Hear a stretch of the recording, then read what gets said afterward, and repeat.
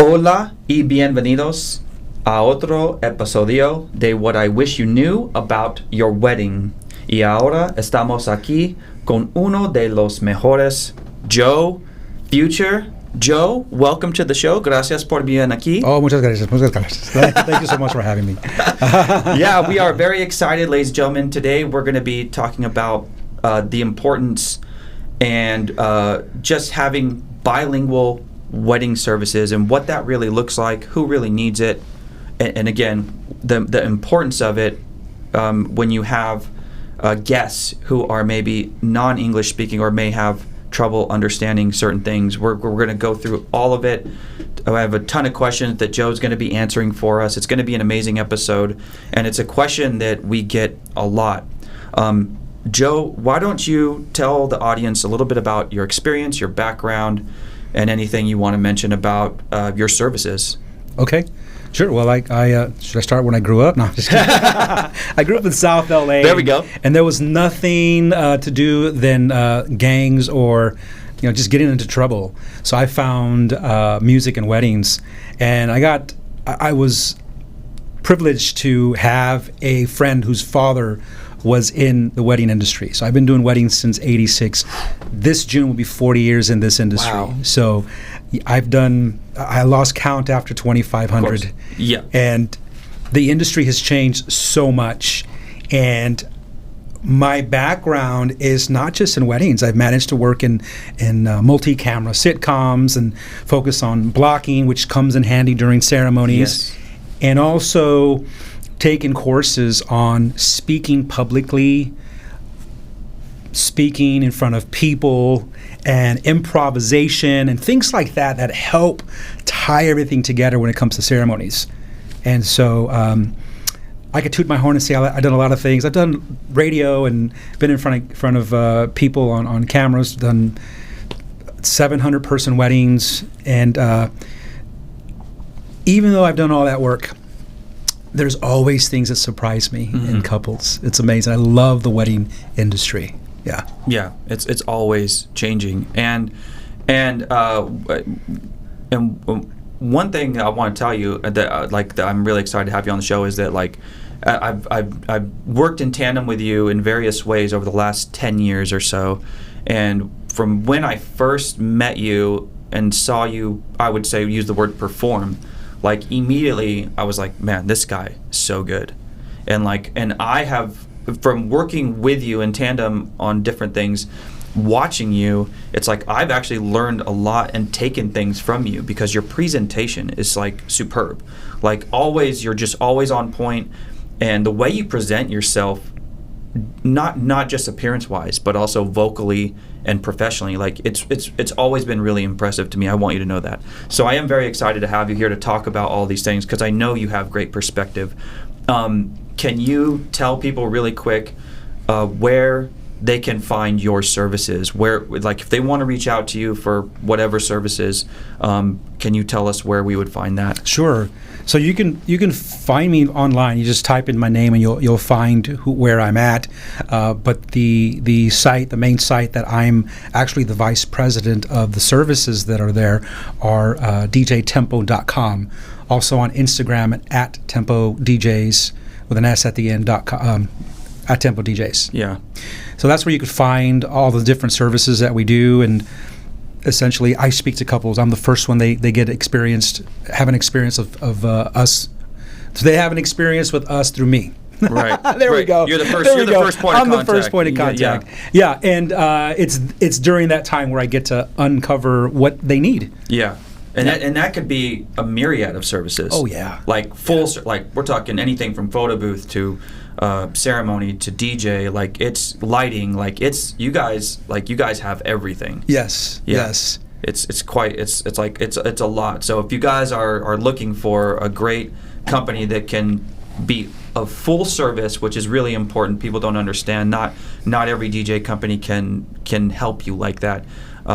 Tempoe is definitely one of those companies that can do that for you. So I highly recommend reaching out if you enjoy this episode and our discussion. Anything else you want to add before we get started? Not at all. All right. No, let's do this. Let's get into it. Yeah. Okay. So in this first part, we're going to be talking about ceremony and having bilingual services at ceremony. A lot of times, I believe, as someone who's been doing this not quite as long as you, but for 17 years, I feel like a lot of couples realize maybe they need bilingual services too late. It's like last minute. It's one of those things.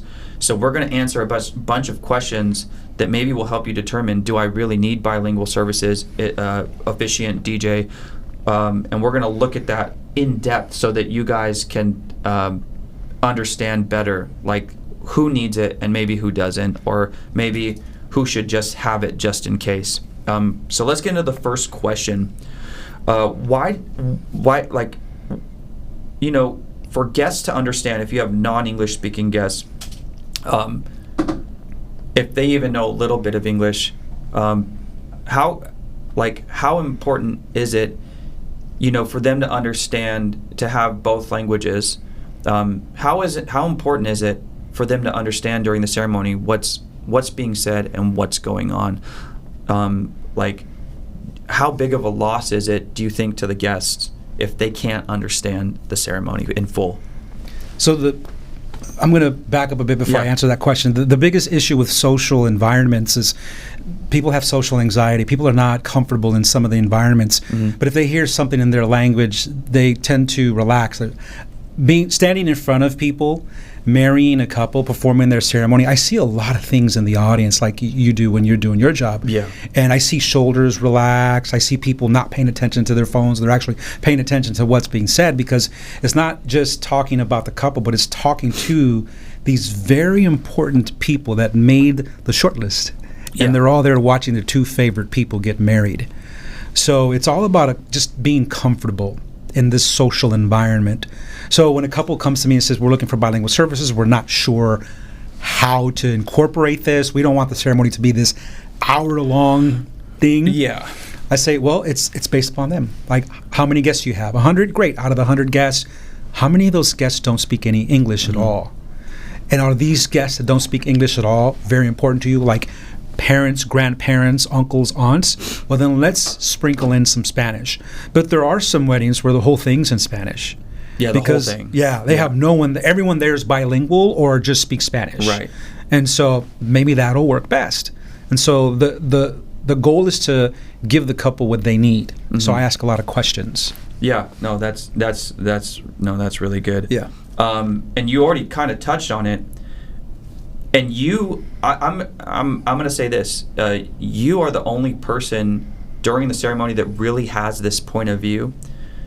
And when you're looking out, I'm sure you can see, like you touched on, the difference when you have, especially the elders, the grandparents, like they definitely most of the time don't have a lot of English. Like they typically don't. If there's, you know, if it's a culturally mixed wedding, you get to see how they react differently when they understand. Like, what is that experience like for you when you're looking out? And then, you know, maybe you're doing it mixed, or you do part in English, and then like you said, you do that part in Spanish, and then you see grandma and grandpa, and like you said, they probably tune in. Big time. Yeah. Watching them get emotional with that moment. Right. It makes a huge difference to have someone that's going to manage the energy in the space, because it sets the tone for the rest of the day. If you're going to have a celebration afterwards, it's perfect to have something like that in the beginning of your wedding day, so that your parents are now like, I'm so happy that they got this person that speaks my language. Yes.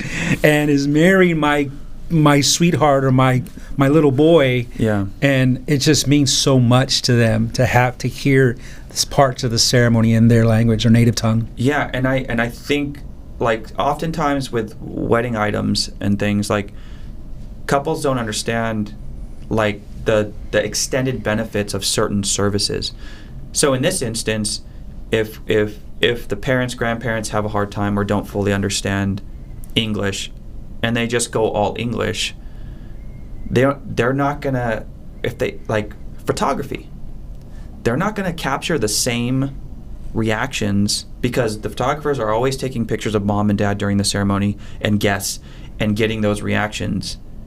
You're your photo album, your photos that you're going to get back, you're going to have confused faces. You're going to have, you're not going to have that same emotion captured in video and photo when they're just like, they're just staring like, they're happy, but they really don't understand, they just know there's a wedding happening. They don't understand what's actually being said.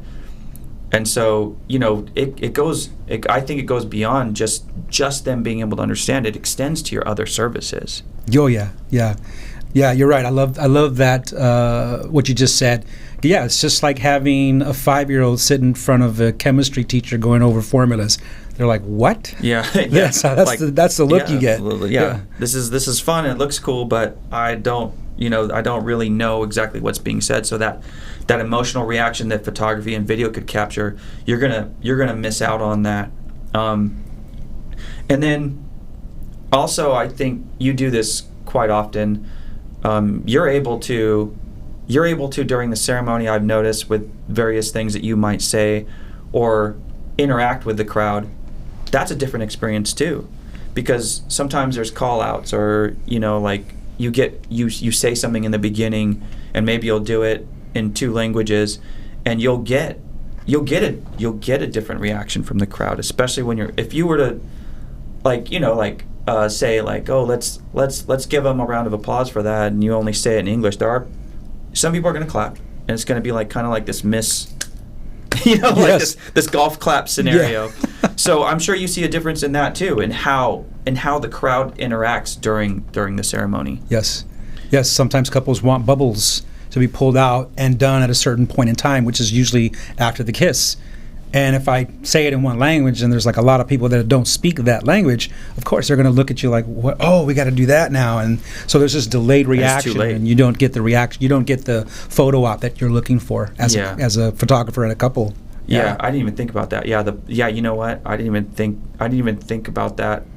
Like the crowd participation in things like that, or like maybe they have the rose petals for everybody to throw, or like you said, the bubbles. That a lot of times when you say it now, I can remember back, and I can picture ceremonies where it's like it's a mixed crowd, and it's like the only people that knew what to do was one side, because they're the only ones that English speaking, and like by the time the other side figures it out, because they're trying to mimic and follow along, it's like, well, they're already down. They're down the aisle.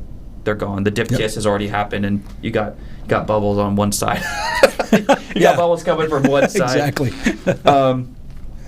Now, here's a good question. You could have bilingual DJ MC, and then you could have bilingual officiant.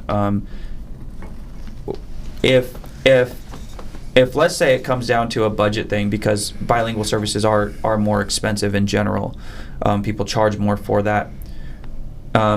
Would you say that the ceremony is the most important? Would be the most important, if it's a budget thing, would be the most important part of the day to spend more money on, to have the bilingual services? It's a great question. It depends on the couple. When you're planning your wedding, you should do the old school list where you have pros and cons, and list the things that you really, really want. Some people they're foodies. They're so focused on the food, they don't care about it. They'd rather do a Spotify playlist and have a family friend come do their wedding, which is great if that's what they're going for. But if they want memories created and people to feel like they feel about one another, then they might want to just rethink on how they approach where they spend their dollars on. Yeah. So it's not that it is the most important. I like my wife and I, when we got married, what was more important to us were the pictures of us trashing the dress at the beach. Nice. That was more important to us. Yeah. So we had a first dance. I literally pre-recorded the master of ceremonies duties to introduce her and I out of the room. Okay. Yeah. And then we had a first dance. I had one of our kids, because we're it's our second marriage, we had one of our kids sing a song for our first dance. And then we went, treated everyone to lunch and trashed the dress. With the money we saved, we went to Tahiti, because we had the pros and cons. We had the things we wanted to do.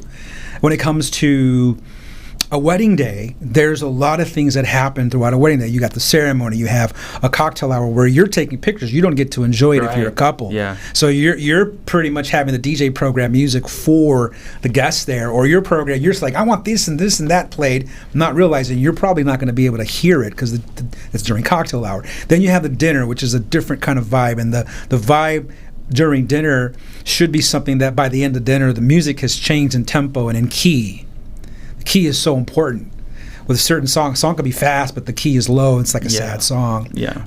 Song could be fast and the keys could be high. It's a happy song. And so it's very important in every role you hire that person's experience in that role, and just hire someone that's going to give you what you want to have happen for your wedding day. Yeah. So yeah, you're right. It could vary. So it's I think that's great advice. What you're saying is focus on what is most important to you, not what generally maybe the wedding industry says, like, this is this is, because a lot of people are out there saying this is the most important thing, this is the most important thing. But like you said, especially a lot of DIY couples that aren't going to have all the services or have everything, or maybe they're going to have the ceremony for free or super discounted at the church or something like that, and then the reception's more important. So I think that's great advice, to not just focus on what people tell you is the most important, and like you said, evaluate what is the most important to you and focus your budget that way. What changes, like when you do a reading or when there's vows, when they're done in a bilingual manner, whether it's traditional vows or personal vows, or you doing a reading, maybe you do a reading in English and Spanish or something like that. How does that reaction vary, like, compared to not having those services? So the way I structure my ceremonies is, and I won awards for this, what I'm about to share. Okay. So don't give away all your secrets, man. Yeah. That's why I'm kind of like thinking, how do I approach this? It's very important. There's key factors. I get a lot of couples that say, I don't want anything too religious. But once I ask them a few open-ended questions, the reality is they just don't want something so long that you get at a church. It's like an hour long or an hour and a half. They just don't want that. But they want something that's heartfelt. So what does heartfelt mean to them? Sometimes there's just the story about how they met. That's heartfelt. To other couples, it's something where it's along the lines of their spirituality. They believe in a deity, which is whether it's God or Buddha. Then I have other couples that are religious. They are actually, there's a denomination that they follow, Catholicism, Judaism, and everything in between. So there's that, and then you also have the tone of the ceremony. Like if you were to describe your ceremony using adjectives, what adjectives would you use? And then I write the ceremony according to all of that. Yeah. And that is, there's a lot more detail that goes into the secret sauce that I use to write a ceremony. And so based on those answers, I write a ceremony. So the reading could be in Spanish or it could be in English, depending upon what their intended outcome is. Yeah. Just like with you, when someone says, oh, I want this song played for my frat boys. Okay, cool. Is it an up-tempo or a down? Do they sing along to it, or do they get on the floor and make a mosh pit out of it? Because then you need to know, if they're going to make a mosh pit, do it later when the old people stop dancing. Exactly, let's keep, what's going to happen when I play this song? So with me, with the ceremony, it's the same thing. What's the intended outcome? Are we looking for tear jerks here? Are we looking for a laughter? So sometimes couples like, well, I want it to be uplifting and fun. I go, okay. So maybe I'll make an announcement like, hey, this is a celebration. So anytime you see anyone walking down the aisle here, give them a round of applause. Let's practice that. And then so now, and I notice this, and the photographers are always giving me thumbs up. So somebody walks down the aisle. Maybe it's one of the parents and the groom, and they're walking down the aisle. As soon as they hit that aisle, I start the clapping. They continue, and it's this roar. Yeah. And sometimes they're whistling and clapping. And all of a sudden, the mom who's like so nervous of walking her son down, and so she's like kind of almost teary-eyed. As soon as that clap starts, she goes, right. It changes. There's a smile, and there's like this shift. You see them, their chest pops out, their head goes back, and the photographer now captures moments of people smiling walking down the aisle versus. Well, so yeah, it's so interesting because a lot of people don't also think about, like, when they have bridesmaids and groomsmen and all these people, like, you're like, okay, I'm going to have my processional. A lot of times people don't think about those people and their personalities and how nerve-wracking it is, to walk out. Like, when I do, as a DJ, when I do grand entrance, some people are they're shook, man. Yeah. Like, what do we have to do? Like, how long am I going to be out there? Like, they're super nervous. They got 20 questions with you, right? Yeah. And it's like, hey, you're just walking out. Like, but for us who are super extroverted and professional performers, like, we don't, that's not us. It's easy. The fact, again, it's like some of your secret sauce here, but like you do have great ways to, and I've seen it time and time again, to loosen up the crowd and break that ice so that it, like you said, we get these happy faces versus these like just bolting down the aisle, like I want to get to my seat as quick as possible or my position. Yeah. So it is an energy shift, and I think you do a great job of managing that, whether people want a dramatic ceremony and they don't want that, or they do want it more. Some people do, yeah. Uplifting and things like that. And then this is a great one. Do you feel like when you do a ceremony in 2 languages, do you ever get a sense that it is somehow helping these 2 sides of the family connect more, bridging the gap? Like, do you get any sense of that with having those services, that, like, because there could be family that, like, hasn't experienced the other culture yet. There could be extended family that came from Nebraska or wherever, haven't met, the couple, like whichever spouse, they haven't met them yet. Yes. Do you feel like at the end of the ceremony, I've seen people come up to you. I don't know what they're saying, but I've seen 3, 4, 5 people come up to you at the end. Like, what are they saying? I mean, is that one of those moments where you get that sense, like, hey, maybe like you helped like bridge that gap a little bit? So there's a lot of different things people say. The one that stands out the most is when I ask a couple who are the key players, like, tell me your parent dynamics, and they tell me, my parents have been married for like 35 years, and they're deep in the church. That's not us, but I want to make them feel comfortable. And so I say, okay, great. Do they prefer Spanish or English? They prefer Spanish. Okay, let's do something like Primeros Corintios. It's love is patient, love is kind. El amor es paciente. El amor es amable. When I do these things and that parent comes up to me and they're telling me that, in essence, they were so concerned that they weren't getting married in the church that they didn't know how they would feel. Mm-hmm. But after they heard me do that reading, they knew that everything was going the way they wanted it for their kids. Yeah. That's one thing. The other thing I hear is sometimes when a couple wants a fun wedding and it's a multicultural wedding, one family is all English, the other family is bilingual or all Spanish. I say, I'm going to be saying things in 2 languages today. Don't worry, we're not talking about you. And I'll do that, and they'll laugh. They'll get a kick out of it, right? Yeah. But it makes them relax. They get a kick out of it. We're not talking. So don't worry. It's that. But in other couples, they don't want something. If they don't want it fun and they want something more romantic and lighthearted, I won't do something like that. Yeah. So it really depends on the couple. Each couple is different. Yeah. Yeah. No. But yeah, you're right.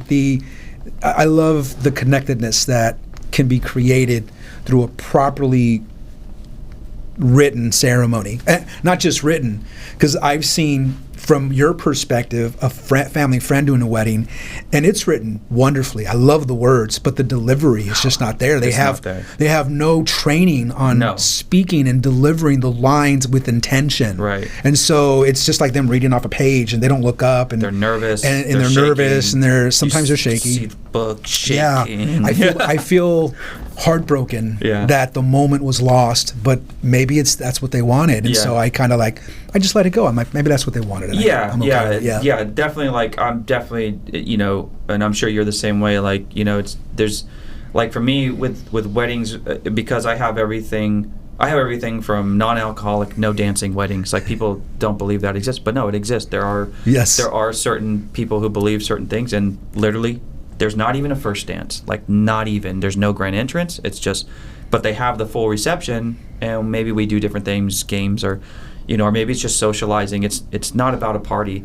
And then we have like super extreme, where it's like, no, we're gonna rage, and like I'll have couples tell me like, we are planning on blacking out, like we're probably gonna black out, like, just to be honest, like, so if we get weird towards the end, like with the request, just ignore us, like, so there's these extremes, right? And we see it, and it's like, so like you said, like sometimes it's like, well, maybe that's just, like you said, just what they wanted. If it makes them happy, then who am I to say anything? So I share that opinion with you. I'm sure some people would love to know this. With having a bilingual officiant versus not bilingual, can you, I mean, if you don't want to give numbers, it's okay, but is it a big cost difference? Is it a big increase in cost, or is it minimal to where it's nominal? Like, as far as adding that, having someone bilingual versus just... It's nominal. It's not nominal. A lot. Okay. Yeah, it's not a lot. I think when it comes to being a master of ceremonies, there's more work entailed in that. When it comes to a ceremony, it's just a matter of fine-tuning what is needed and writing it accordingly. So there's not much of a price differential. And so it's affordable. Yeah, it's definitely affordable. It's more for affordable. That. Yeah. Like, because DJ MC services is I would agree, is a much different. There's a bigger gap in that for all DJs out there. I'm sure they all have an increase, and it's probably different for everybody. But that's good to know, because I've obviously never hired a bilingual officiant, so that's I'm sure that's good to know for people, that it's not really like this massive extra thing that they need to do. Yeah. And then, just to wrap this section up, you've put out a lot of good information. So if somebody's watching and they are thinking, well, we are in this boat. We have non-English speaking guests, and when you could just pretend like someone's calling you, hey, we have, we're not sure. We do have non-English speaking guests. What's your advice to them? Like, just general advice to further evaluate that, or what advice do you give them as far as deciding whether they need both or not?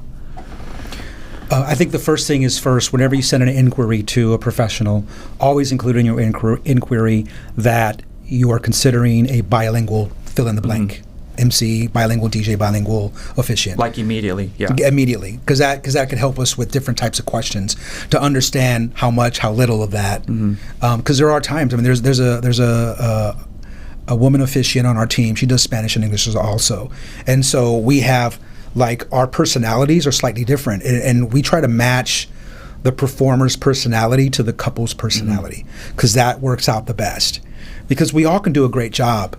But if we get along better with the couple, we're going to do an even better job. Yeah. Better experience. So that's our philosophy with us. Oh yeah, no, that makes sense. Yeah, no, it's funny how many times in my wedding DJ career, I'm getting closer to the event, and then they're asking like way too close, like, hey, you are bilingual, right? And it's because they see my videos and stuff. And because, like, I would say 80 to 85% of the weddings I do are some kind of Latin mix, So I'm showcasing all this Latin music, and I think they're just assuming that I'm bilingual, but it's no, like, I know the music because I've been doing this for so long, and that's I play a ton of Latin music. But no, I'm not bilingual. You know your craft. Yeah. And that's what it comes down to. But I'm not bilingual. Yeah. And it's like, no, like, I don't, I don't know where you got that from, or like, I'm just guessing that they're assuming because I play Latin music. And that is a misconception for, I think, a lot of people, is that sometimes they assume because a DJ knows a certain type of music that, oh, they're bilingual, like, I have a lot of Middle Eastern weddings. I have a lot of other weddings. I even have some Romanian, Ukrainian, Serbo-Croatian weddings, and I'll get these messages in that language. Yes. And then I have to translate it, and they're like, oh, I see you're a Romanian DJ. It's like, no. Yeah. It happens. It happens. I'm not a Romanian DJ, you know. I did a wedding for a famous A&R person that brings out Arabic artists, and they're killing it. They have their own scene and everything. And this wedding was amazing. I said, listen, I don't speak Arabic. Are you cool with that? And they go, oh no, that's fine. We got you because you know how to. You can dress well. It's a formal event, and then we want something warm. And I started asking them questions, and they want something that's formal, fun, and romantic. I could do that. Yeah. And it's a good segue into our DJ portion, bilingual DJ portion. Okay, so we're gonna get into bilingual DJ MC questions. And we're kind of tapping into that already a little bit with talking about the music and stuff like that. And it's interesting again because not everyone is a multicultural open format DJ. Not everybody is. You're right. And I think just before we get into this section, you know, I would love to hear your opinion on that as far as you know, what is the advice for couples, you know, for specifically for bilingual DJ MC? You know, there's a lot to that, and what is your opinion on how important it is for if they're hiring a DJ MC? How important do you think it is that they have to speak both languages? Do you think it's always a necessity, or do you think like sometimes it's maybe they think it's needed but not needed? I get this question a lot. A lot of couples think that if the DJ doesn't speak the language, they don't know the music, and that's false. Right. Because a professional DJ, such as yourself, you do this full time. This is all you do. So you do a lot of research, music research. Yeah. Whereas a weekend warrior, they're busy 40 to 50 hours a week with their day jobs. They don't have a lot of time to do, if they have a family, they're married, they have children, they know somebody, you know, it's difficult to do all that research on the music. But for someone like myself and yourself, we do a lot of research. We also have partners and groups and huge associations that we could dig into. Hey, I'm looking for a hit list for Syrian Arabic music. Correct. Or Egyptian Arabic music. There's so many different genres within the language, just as there is in Spanish and English. So I think with someone, you're going to hire someone, it's the MC part of the DJ's job that you're looking at being Spanish and English. So that's what you're looking to consider. So here's how to approach that. When you're looking at your guest count and you're looking at that and saying, well, you know, what's going to be happening? If you're just going to have a grand entrance, toast, dinner, and a first dance, you don't really need a bilingual DJ. But if you're going to have someone introduce like La Vibra de la Mar, which is sometimes instruction needs to be given at a multicultural event because one side of the family doesn't speak Spanish. They've never seen this before. So you got to give instructions. Hold hands. All the ladies stand up and hold hands. Now march around the room and just go between the bridge that's being created, and you got to create this whole process. Right? You know what I'm saying? It's a lot. It's a lot to explain. Like, so it is a lot to explain. I couldn't explain it in Spanish. No, I've explained it in English a number of times. Yeah. But there's no way. Yeah. There's no way I could explain it in Spanish. So I think you got to look at the activities because some couples, they've been foregoing and not doing anything. The bouquet, the garter, they don't do that. They're not doing the dollar dance anymore like they used to, which I call the honeymoon dance. Honeymoon dance. Yeah. And they're keeping it very simple because they just want to party. Yeah. If that's the case, just opt for a DJ that speaks English. You're fine. Yeah, you're fine. Because people know what a toast is, brindis, and a lot of guys know el brindis, and that's pretty much what most of the DJs on our team that don't speak Spanish will say on the mic. Yeah. Because then it's like, oh, toast, got it. That's what we're gonna do. I don't even know that. You don't even know. No, it's like no, it's. I don't. You know, here's the funny part about this is that I have DJ friends that are of some kind of Latin, you know, descent or whatever, and they don't even MC in bilingual because I want the audience to understand that like wedding jargon is confusing. It's not, you can't say tossing the flowers. Like there's special words, and it's like I've asked people, even people who aren't DJs who speak Spanish, and I say, hey, how would you say garter toss? And they're like, Yeah. They've never had to. When in your life do you unless you're attending a wedding or planning a wedding, do you use that in combination? How many times in your life do you say garter toss if you're not in the wedding industry? You don't. I wouldn't even begin to know how to say that in Spanish. And here's the problem. Guys that I don't ever try to oversell myself. I tell people I'm not bilingual. I can try, but just know like it's super minimal. Because if I go into Google Translate and I put garter toss, it's going to give me a translation. But I'm telling you, it's not correct. I know it's not, because when I actually have had the privilege of hearing a bilingual DJ say something, I'm like, dude, I don't understand a word this guy. I have no idea what he just said. Yeah. Because it doesn't translate well. So I agree with you. If you're doing all the things, that's when you may want to really more so consider it. That leads us into this one. Let's assume they have booked bilingual DJ services, and you already mentioned like La Vibora. How else does having that bilingual DJ MC improve the experience for guests? Well, it all comes down to who's in the room. Mm-hmm. And if you have a ton of family that does not speak English, having someone that's interacting with the guests, because the job of a master of ceremonies, you're not just leading every ceremony and doing intros and outros to each thing. You're interacting with the guests, and being able to interact in their language is super helpful. But like I mentioned before, if it's just 30% that don't know English don't know English or less, you might have someone interact with the rest of your guests and they'll still feel what's going on in the room. Yeah. But it is super helpful if you have 50% or I would say 60% people that don't speak English. Having that bilingual MC to interact with your guests in their native tongue is it just creates more energy in the room. That's what you do as a DJ MC, is you're managing the energy in the room. There's been times where I'm at a multicultural wedding and it's half English and half some other language, and it's just everything gets lost. Like it thinks like something as simple as instructions for buffet service. No, it gets lost. Like hey, we have a specific table order we're gonna go by for the buffet, so please be patient with us. I'll go and release the English speaking table, and then the whole non-English speaking side will just get up and go, because they they didn't understand. Like they see a table getting up, and I've literally had half of the room, 75, 80, 100 guests, just it's nuts, huh? Get up and get in line, because they're going off of what people are doing. So these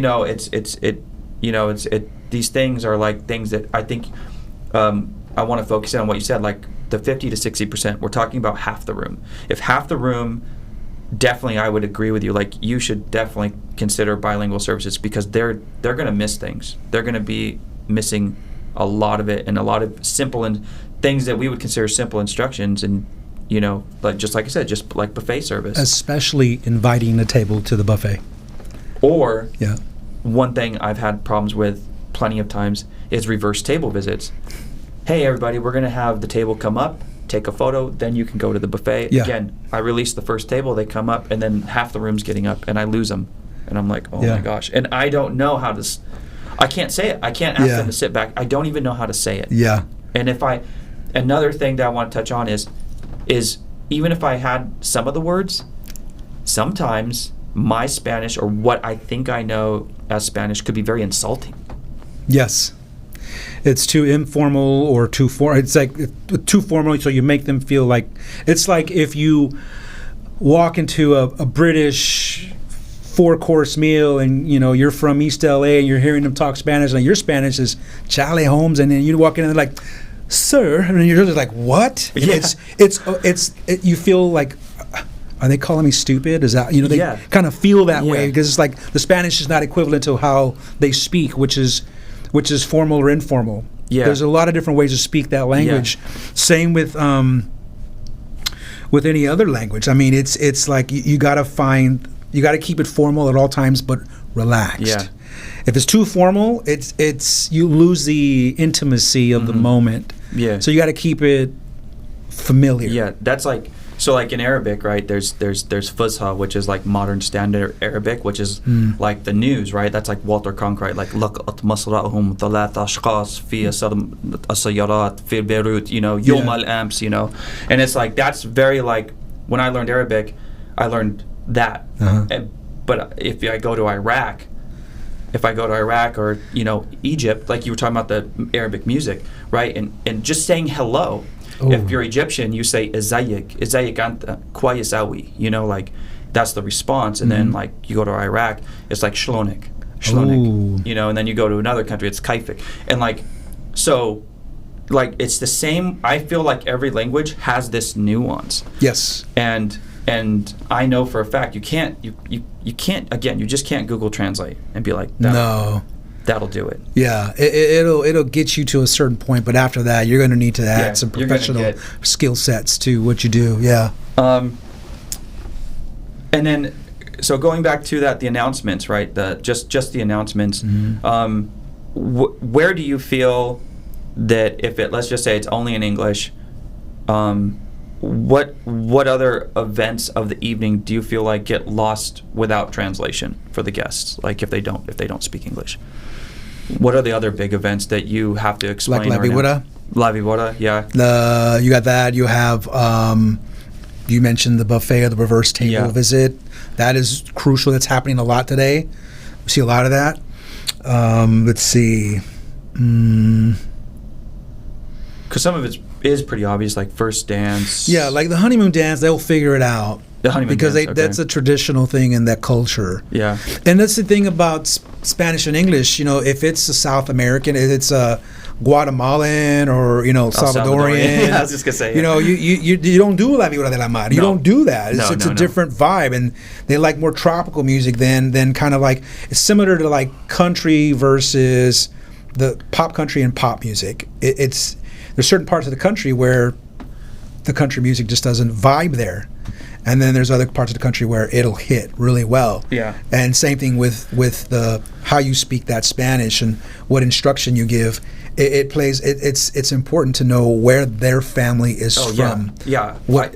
I had a wedding recently. It was Latin mix, but it was also specifically Cuban, Peruvian. Oh yeah. And English. Yeah, different vibe. And so like, we had Peruvian traditional music, Cuban like standard like classics, and then we had this huge mix, and it was really fun. But yeah, it's funny when people think like, oh, Latin music, it's Spanish music, Mexican music, or whatever. Yeah. No, dude, there's like, I get that. Yeah. Punta. There's all this like specialty music that it's not so simple. Yeah, it's not. That's why when someone says, we want someone to play Latin music, and I'm like, okay, cool. Where's your family from? Yeah, I got to go right to that question because I don't know what you mean by Latin music.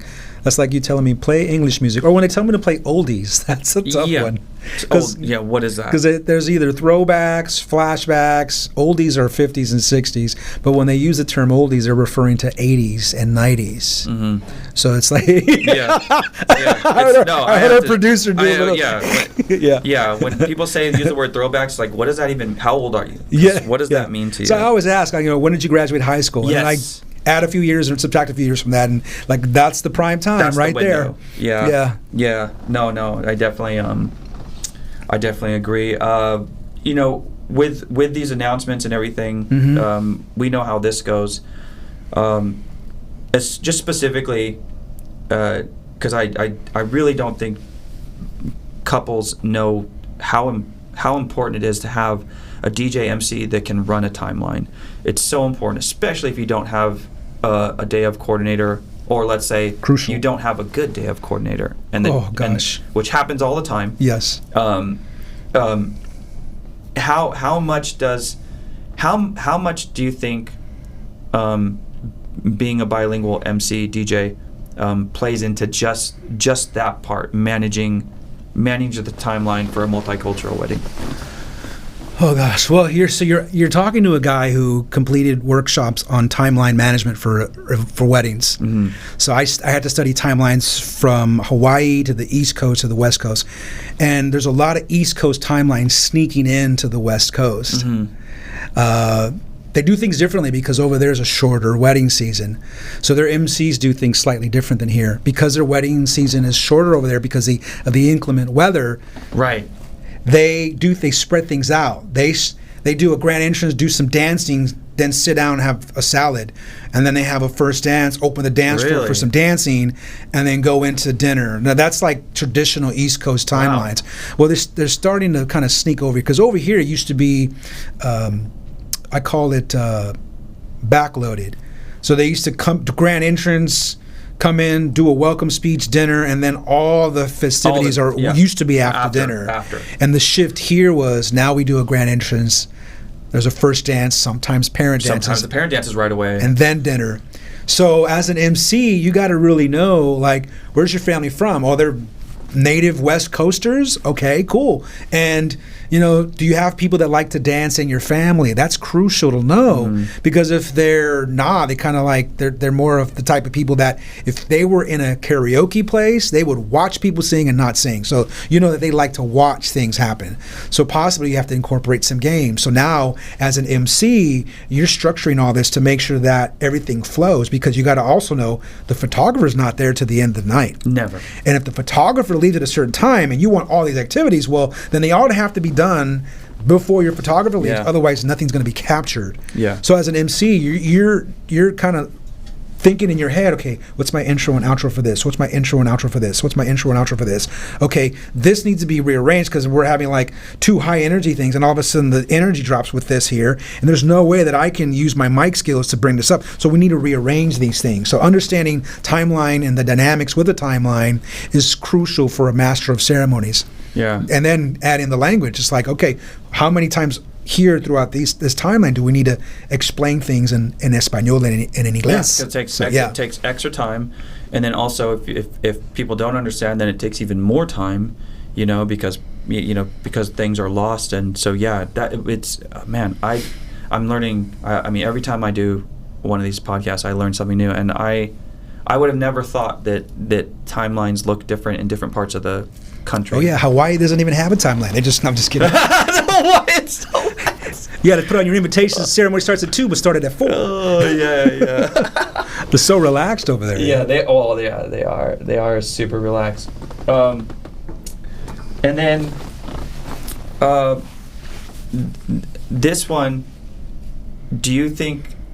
I'm not a bilingual DJ, so I wouldn't know the answer to this. And I haven't experienced it. I haven't attended as a guest a bilingual wedding reception. If the DJ MC is bilingual during the open dance, does that change things at all? Is it because we already have come to an agreement that a good DJ will be able to play open format music from different cultures, so they can handle that side.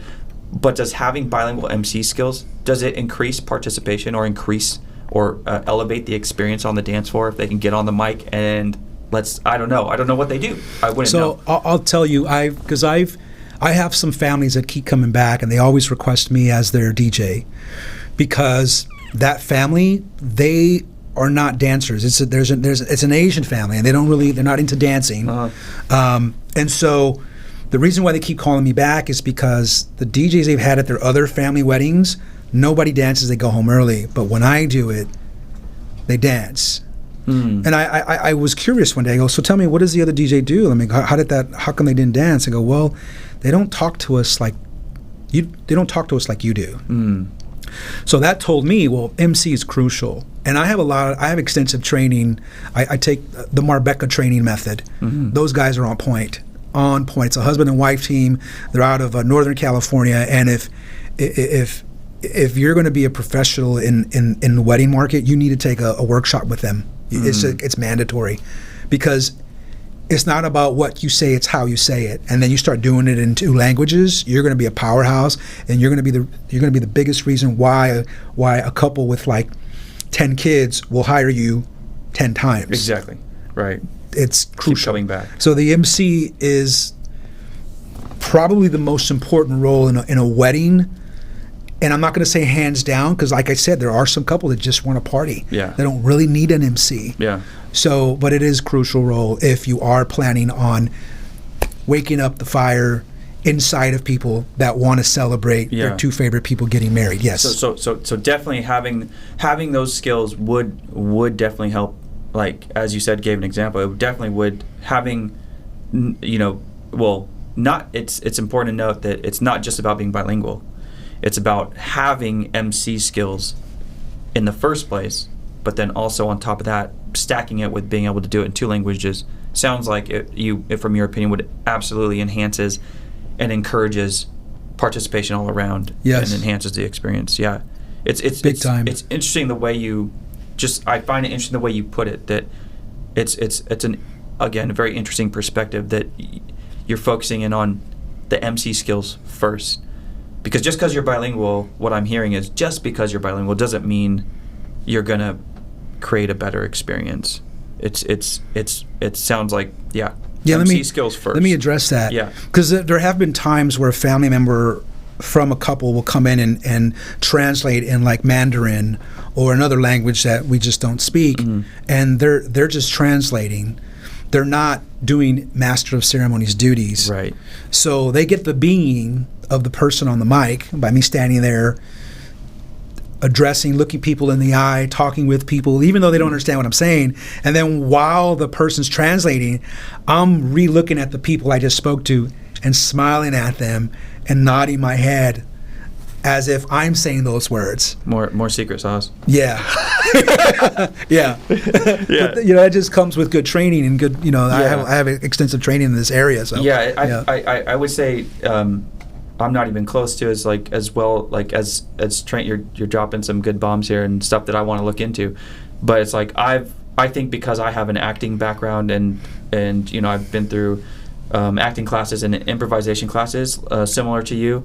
I think it comes from that I do the same thing. Like if someone's translating, like I'm not just standing there like waiting for the person to finish. It's that old Meisner method. You're reacting, right? You're reacting. Yeah. Even because you know what you just said. They're saying that, so you do have an understanding. So we both do that. Like I try to constantly, like if there's someone else, a family member or something translating, I try to interact and and also like hype that person up and yes, because if they're not bringing the energy, it's not on you. Usually it's on you to keep the energy up as it's going. I love that you said that. And you hit it on the head though. Having a performance background is crucial to be successful in performing weddings and events. As a matter of fact, the MC training, he was in the industry as well as a performer and got into DJing because he wanted to do something with his partner.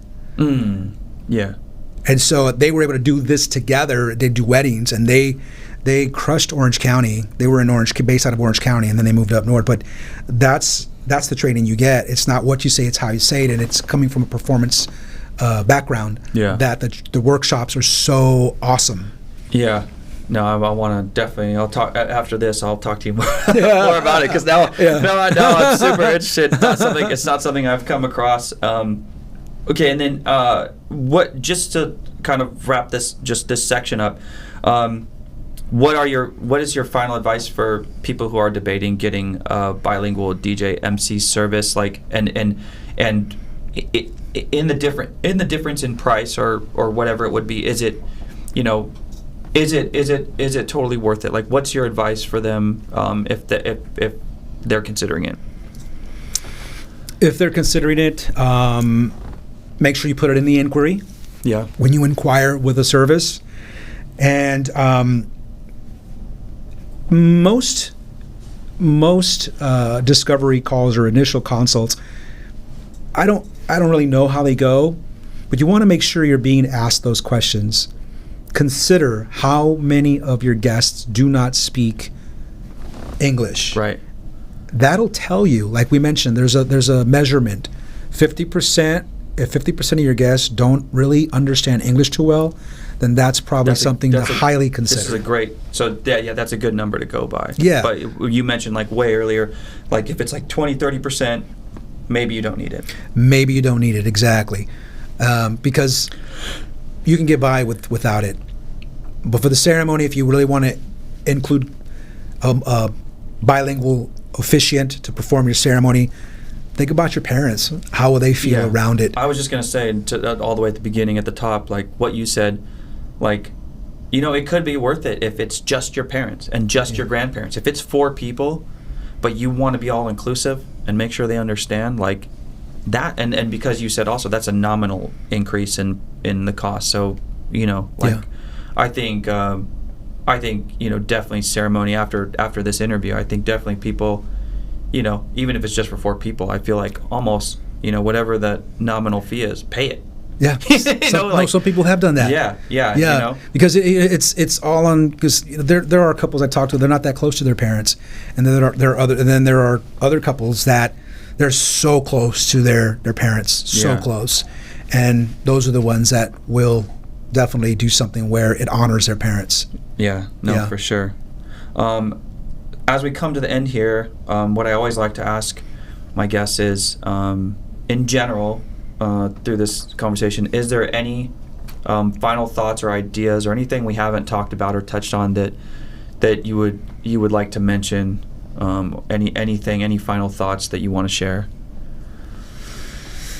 Just remember, guys, that not many couples have a videographer to capture moments that you can see. It is a possibility. Just tell the person, hopefully they're professional, they can help your vision come to life. It's all about the vision you have in your head and explaining that to a professional. Because so many times everyone's on the phone videotaping, but they're videotaping the couple. They're not showing you what's happening around the couple. So you don't get to see some of the things that us professionals see, and that's why I think you put this podcast together. It's like, what would you like to know? Like, this is amazing that you did this. So just keep that in mind, that any vision you have, it's possible. Just tell the professional what you're trying to accomplish, and let us figure out how to make it happen. I think that's it. Yeah. All right. Let's give everybody the social and the website again, just so they have it. And then for everybody who's watching, it will be in the description, like on YouTube and Spotify. It'll definitely be where you can watch and listen. Those details. If you're watching this clip somewhere like TikTok or Instagram, go to the full podcast and you'll be able to find more information. And so let's give it again. The Tempoe, it's... That's DJTempoe.com. DJTempoe.com. And it has an E at the end. Yeah, TEMPOE. Yes, DJTempoe.com. And we're on Instagram at Tempoe DJs. DJs, plural. Yeah. Yes. All right. Yeah, thank you. Thank you so much, Joe. I've been looking forward to this for a long time, since we talked about the conception of this. You were there in the beginning when I was talking about these ideas, and really happy to have you on here. Thank you for your time. It's an honor to get your perspective and expertise and hear a little bit of your secret sauce. But thank you. You're just a great professional in the wedding industry, and so again, thank you for being here. Thank you for having me. All right, guys, that's going to be it for this episode. Thank you guys so much for watching. As I mentioned, the show is available on YouTube, Spotify, Amazon, Apple Podcasts. I think iHeartRadio is an affiliate that picks up just the audio. Subscribe if you're catching this, and for more episodes, this is not something that's going to stop anytime soon.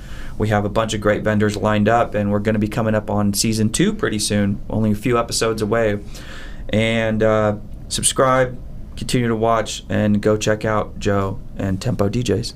Awesome. All right, thank you guys. Thanks, Scott.